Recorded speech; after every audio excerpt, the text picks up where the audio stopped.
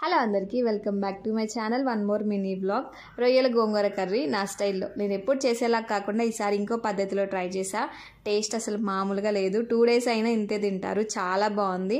First అయితే రొయ్యలను తీసుకొని 2-3 సార్లు కడిగి ఉప్పు పసుపు వేసుకొని ఉడికించుకోవాలి. దాని తర్వాత ఒక డేషా కానీ గిన్నె కానీ తీసుకొని దాంట్లో టమాటాలు, ఉల్లిపాయలు, పచ్చిమిరకాయలు, ఉప్పు, కారం, పసుపు, ఆయిల్ వేసి బాగా మిక్స్ చేసుకొని కడిగిన గోంగూర అలాగే కొత్తిమీర పెట్టుకున్నాను. కొత్తిమీర కొంచెం ఎక్కువ పెట్టుకుంటే ఇంకా టేస్ట్ బాగుంటుంది.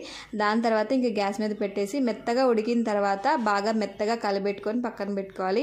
దాని తర్వాత ఒక బాండీ పెట్టుకొని ఆయిల్ వేసి తాలింపు గింజలు, ఉల్లిపాయలు, కరివేపాకు వేసి వేగిన తర్వాత అల్లం వెల్లుల్లి పేస్ట్ వేసి పచ్చివాసన పోయిన తర్వాత రొయ్యలు వేసి దాంట్లోనే ధనియాల పొడి, జీలకర్ర పొడి, హోల్ గరం మసాలా పౌడర్, ఉప్పు, పసుపు, కారం వేసి కొంచెం వాటర్ పోసి బాగా ఉడికిన తర్వాత దాంట్లోనే మనం ముందుగా పక్కన పెట్టుకున్న గోంగూర వేసి ఆయిల్ పైకి వచ్చేంత వరకు ఉడికించుకుంటే సరిపోతుంది. టేస్ట్ మాత్రం అదిరిపోయింది.